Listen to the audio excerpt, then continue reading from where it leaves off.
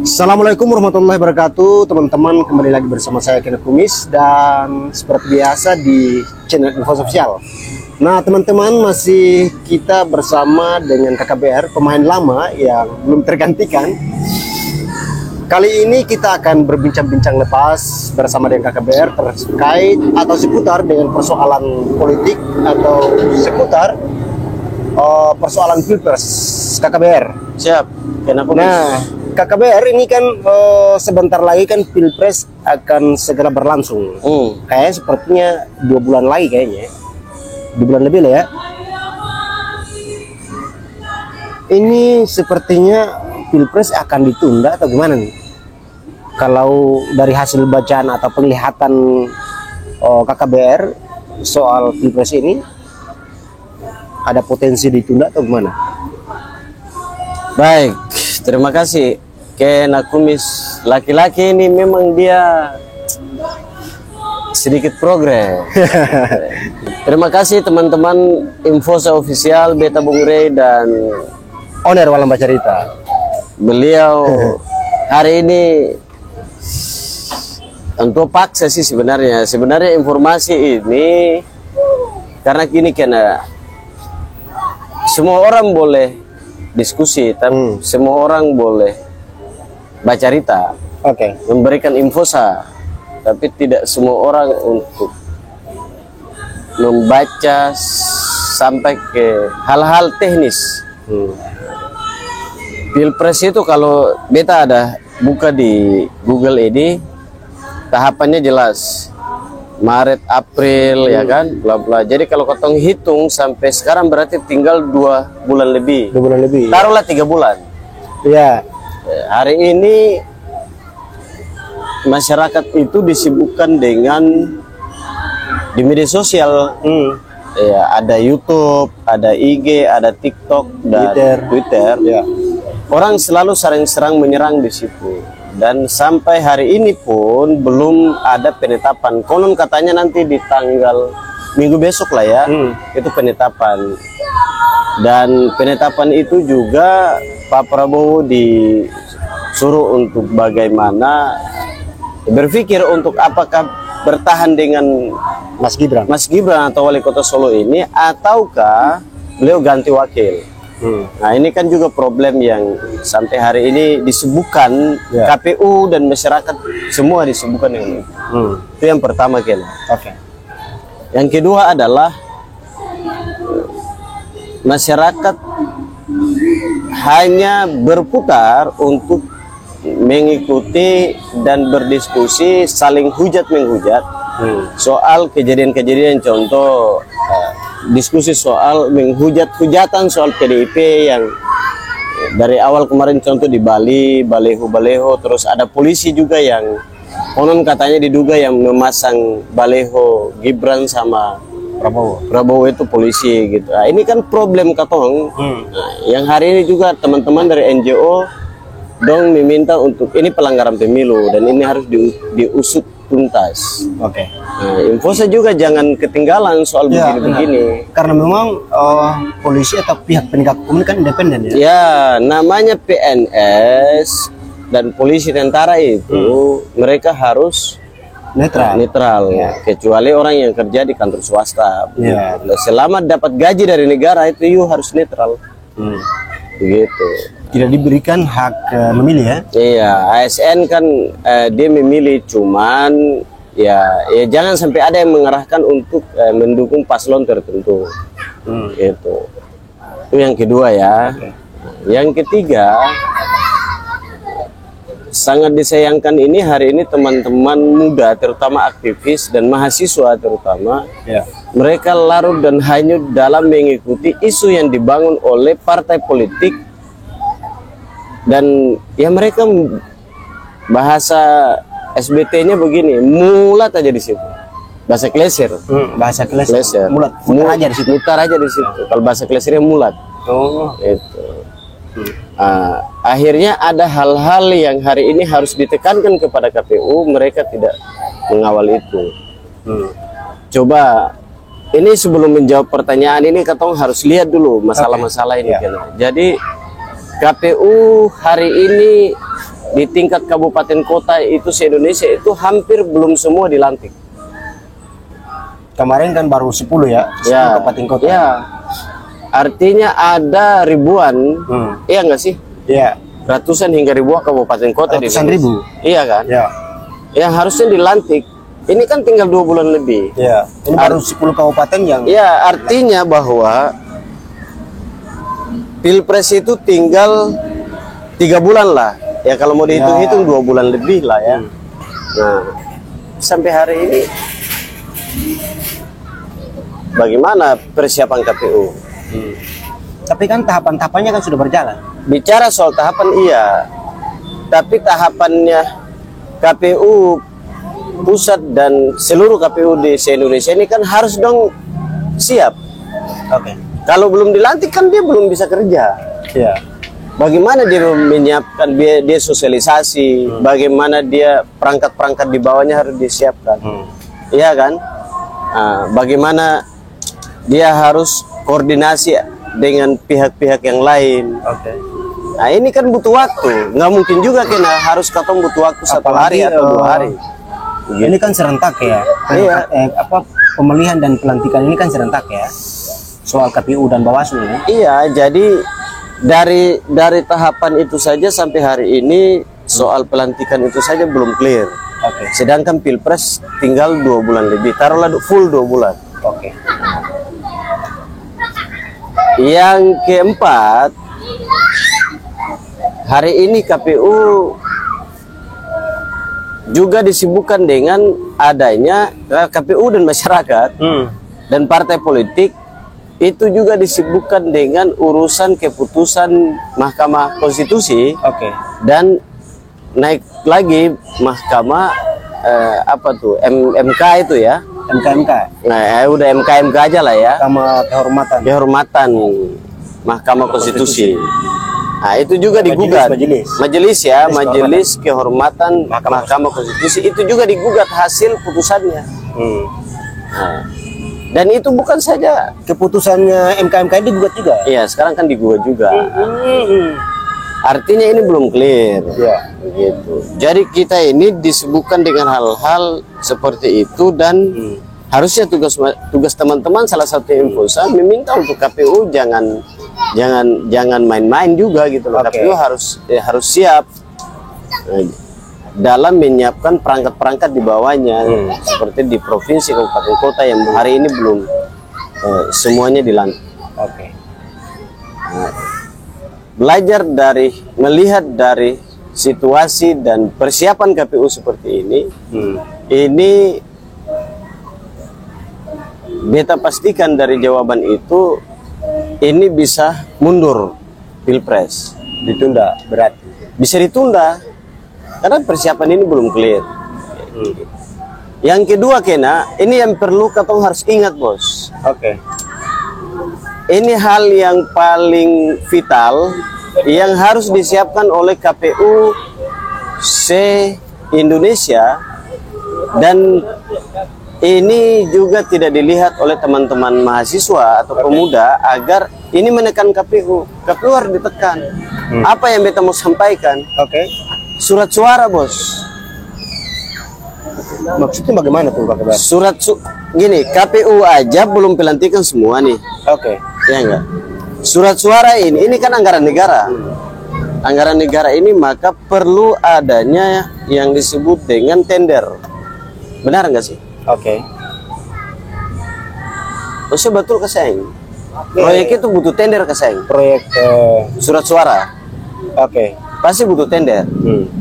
Tender itu biasanya beta bukan pemain tender, tapi sepengetahuan beta, tender surat suara itu minimal dilelang itu 1 bulan. Clear ya? 1 bulan tuh lelangnya. Nanti verifikasi lagi perusahaan mana yang menang tender nih. Oke, untuk pencetakan surat suara. Iya. Maka 1 bulan ke depan lagi dia harus siapkan semua kesiapannya, belum lagi rapat koordinasi soal ini kertas harus begini, harus begini, harus begini. Itu butuh proses untuk butuh waktu hingga 1 bulan. Artinya sudah 2 bulan tuh. Toh? Nah, cetak surat suara dari proses tender sampai cetak itu tidak bisa butuh waktu 1 minggu atau 1 bulan. Dia butuh waktu minimal 2 sampai 3 bulan. Oke. Pilpres itu butuh surat suara, bro. Kalau ini belum dicetak, tender juga sampai hari ini belum, pengumuman tender belum sampai. Kalau ini telat, Pilpres jadi kasih. Kalau surat suaranya belum semua dicetak, ya tentu pasti tertunda dong. Tertunda. Dari situlah beta mau sampaikan bahwa Pilpres ini bisa ditunda karena perangkat-perangkat untuk menyiapkan Pilpres ini belum tuntas. Harusnya sekarang itu karena tinggal 2 bulan lebih, harusnya tender surat suara sudah selesai. Kan belum lagi setelah tender cetak kan distribusi. Bos, distribusi contohnya ke SBT. Saya mungkin 1 hari, Pak. Oke. Betul ke saya? Iya. Belum lagi di SBT saja, katong contohnya di Kabupaten Sera bagian Timur yang miskin es krim itu. Iya. Iya kan? Itu kan butuh waktu dari Bula. Bula itu harus kirim ke Urenama, butuh waktu 1 hari. Dikirim lagi ke Gorong. Iya kan, butuh waktu 1 hari. Betul ke sayang? Iya. Nah, dari kecamatan belum lagi dikirim ke desa. Nah, ke desa lagi belum lagi ke dusun-dusun. Dusun-dusun. Nah, ini butuh waktu. Berarti bukan hitungan waktunya bukan 1 bulan, Bos. Lebih dari 1 bulan. Tetapi sebelum lebih jauh, kenapa sehingga KBR menyatakan bahwa apakah KBR tahu bahwa persiapan tahapan KPU soal itu belum siap? Maksudnya KBR yakin dengan itu? Iyalah, kan jadwal KPU jelas. Tahapan-tahapan dengan tahapan jadwal tahapan kan jelas. Tapi tentu pasti KPU juga punya kesiapan untuk soal Oh iya, itu pasti. Yang menjadi persoalan ini transparansi publik. Kan pasti di website KPU untuk pelelangan kan pasti ada, Bos. Coba cek aja masih ada atau enggak, sudah ada atau enggak. Lalu soal surat suara siapa perusahaan yang menang tender. Ini kan belum. Nah, jangan-jangan berarti. Iya, jangan-jangan. Iya kan, makanya belum kan. Kalau belum berarti ini kan bisa sengaja ini bisa jadi ada kelompok besar yang memang mereka menginginkan agar Pilpres enggak jadi. Iya kan? Iya. Begitu. Akhirnya soal tender surat suara dan cetak dan distribusi tadi aja belum. Harusnya begini sudah siap dong. Sudah harus siap. Bukan. Tapi beberapa bulan yang lalu sudah selesai, sudah siap. Jadi anggap 5 bulan terakhir itulah, 5 bulan terakhir belum pemilihan itu sebetulnya sudah harus siap itu. Harus begitu. Ini yang katong harus lihat. Lalu harus ditanyakan juga ke KPU, apakah ini sudah selesai atau belum? Siapa pemenang tendernya? Ya enggak? Ini harus clear. Kalau ini enggak clear kan jadi problem. Oke, kita anggap saja sudah selesai. Tapi kan katong belum tahu siapa pemenang tendernya, sudah distribusi atau belum, sudah sampai ke kabupaten kota atau belum, desa kan dan lain sebagainya. Tapi disitulah beta bilang bahwa kalau ini belum clear dengan deadline waktu yang tinggal 2 bulan lebih, maka Pilpres ini sengaja jangan sampai ada kelompok yang mau untuk Pilpres ditunda. Dan Infosa punya tugas adalah bagaimana mengawal ini. Siapa yang bermain sampai kok ini belum selesai. Pelantikan kabupaten kota aja belum selesai. Bagaimana? Tapi apakah kemudian KPU ini apakah nanti menunggu keputusan soal persoalan yang kemudian hari ini masih terus menjadi ramai di soal-soal MK ini, atau kemudian KPU tidak ada urusan dengan urusan Mahkamah Konstitusi yang digugat berulang-ulang kali ini? Karena KPU ini kan adalah salah satu lembaga independen yang tidak berpihak ke kandidat politik siapapun, ya kan? Tahapannya tetap dia akan berjalan sesuai dengan putusan-putusan yang sesuai dengan jadwal pemilihan. Berarti secara otomatis KPU tetap akan menjalankan tugas tahapan-tahapan pemilunya tanpa harus menunggu apa yang menjadi persoalan di Mahkamah Konstitusi. Betul. Tetapi kalau misalnya KPU masih menunggu persoalan yang ada di Mahkamah Konstitusi, ya tentu pasti terlambat dong. Apakah kemudian seperti itu, tahu KPU tidak akan menunggu soal-soal itu? Ya, kalau dari aturannya kan KPU tetap jalan. Ya. Dia tinggal menyesuaikan dengan hasil keputusan. Kan itu. Jadi kalau bagi beta itu yang penting amat. Oke. Iya kan? Karena itu tinggal disesuaikan. Ya. Dia tidak penting juga menunggu, tetapi keputusan itu juga akan mempengaruhi kerja KPU. Nah, tapi yang menjadi problem untuk mempengaruhi kerja KPU, dan itu katong bisa mau baca bahwa yang menunda dan nanti mengganggu proses pemilu ini adalah ya kembali lagi harus dipastikan surat suara sudah cetak atau belum, tender aja belum. Ya, soal tadi ya. Tapi yang paling menarik adalah seperti yang barusan diucapkan oleh KKBR tadi, soal ada siapa sih yang berupaya untuk nanti di belakang itu ya. Yang itu harus termasuk walang itu juga termasuk tugasnya Infosa, teman-teman di Infosa untuk bagaimana mencari tahu. Kalau bisa begini Kena, kalau beta Kena pagi-pagi atau malam, Kena datang di KPU tuh. Infosa ini live mempertanyakan soal siapa pemenang tender, untuk pencetakan surat suara. Itu baru surat suara, belum lagi kotak suara, bos. Iya.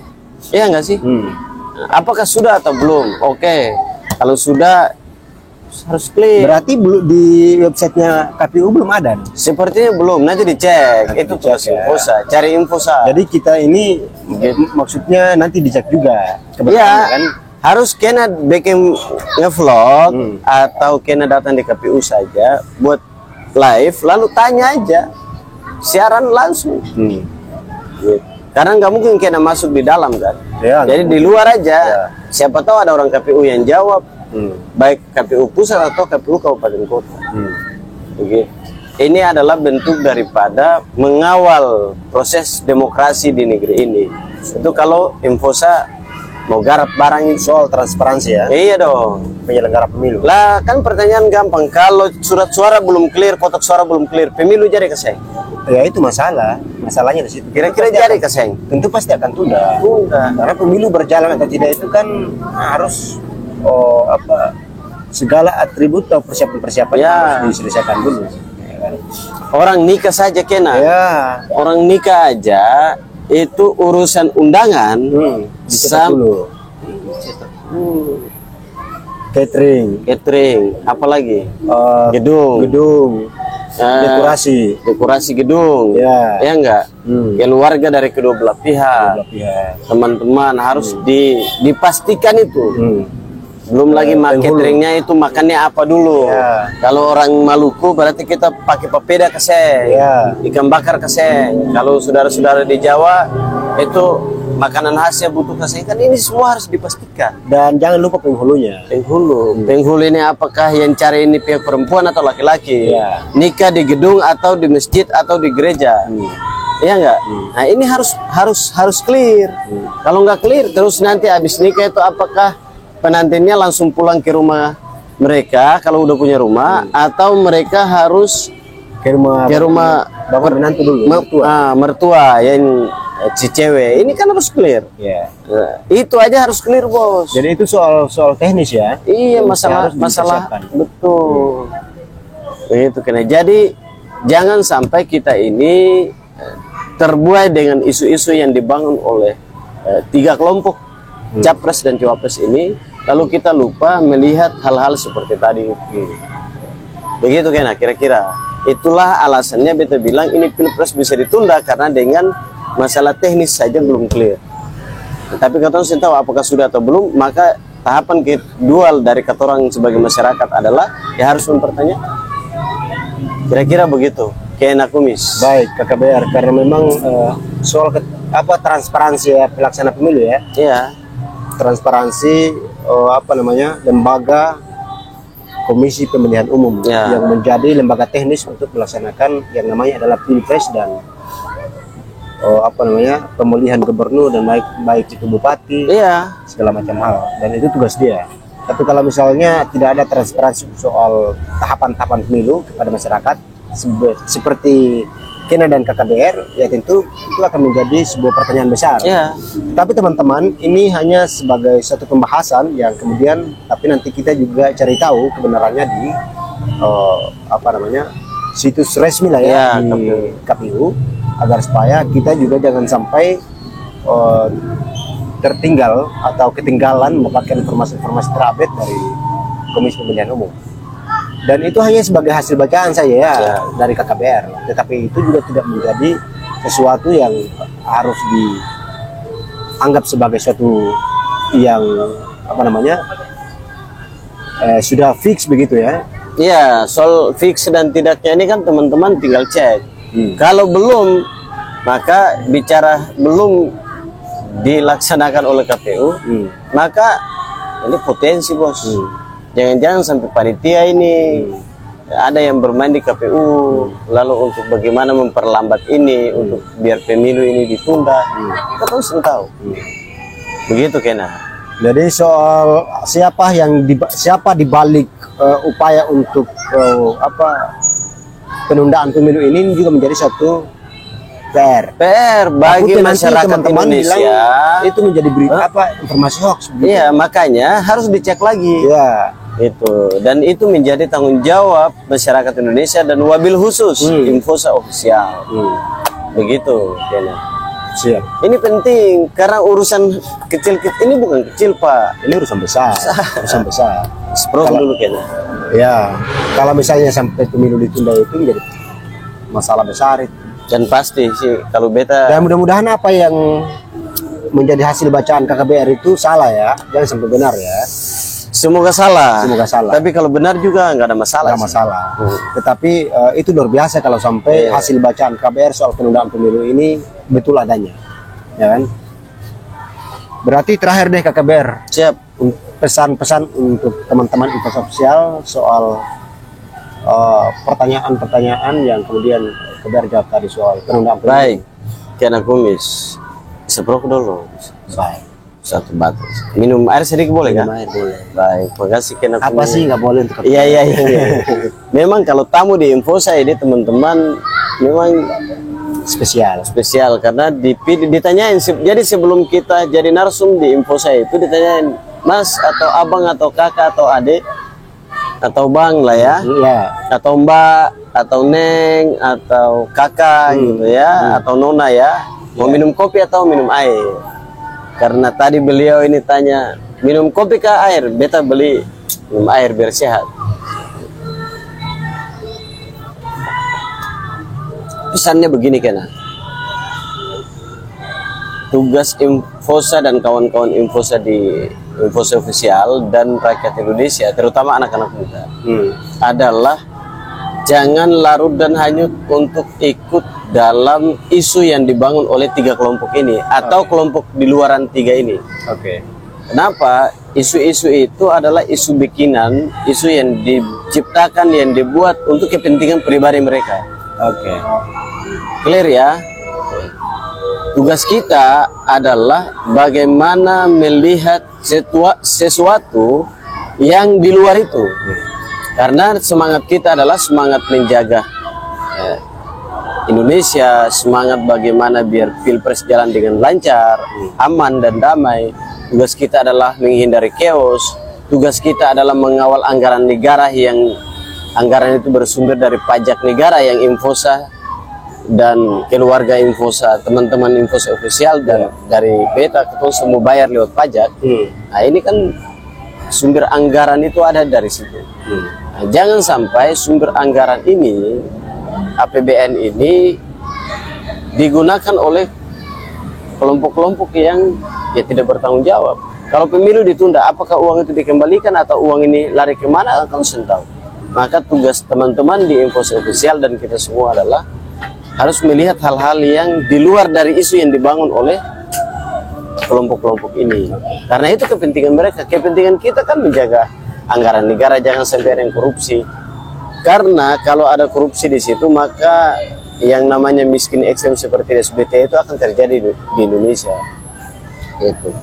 Sudah terjadi di Indonesia, tapi jangan sampai terjadi di seluruh kabupaten kota yang ada di Indonesia. Oke, jadi itulah tugas kita. Dan yang terakhir Kena, Infosa Official memang harus mengawal itu masalah teknis itu. Tanya aja Dan teman-teman yang nonton bisa juga kalau memang sudah dijawab di kolom komentar. Kalau belum memang harus sama-sama info official untuk mengawal ini. Ya, begitu. Jadi jangan katong lihat baca berita, oh pemilu ditunda, alasannya apa? Iya. Ya enggak. Tahapan jalan, tapi belum ada yang bilang iya ya, kan surat suara sudah distribusi atau belum? Terus pemenang Kotak tender suara. siapa? Kotak suara. Ini kan nggak rame, Bos. Jangan sampai pada akhirnya alasannya adalah persiapan teknis dari KPU belum siap soal surat suara. Kira-kira begitu teman-teman info official. Poinnya beliau sudah sampaikan dan tugas dan tanggung jawab kita mari mengawal informasi ini. Sekian dari Beta Kena. Baik, terima kasih Kak Ber. Nah teman-teman, mungkin untuk konten kali ini kita sampai di sini dan kita akan kembali bertemu di konten-konten berikutnya, tentu dengan isu-isu yang berbeda, informasi-informasi yang berbeda, dan tentu akan seputar persoalan-persoalan yang terjadi di bangsa ini. Dan saya Kena Kumis untuk konten kali ini. Assalamualaikum warahmatullahi wabarakatuh. Assalamualaikum.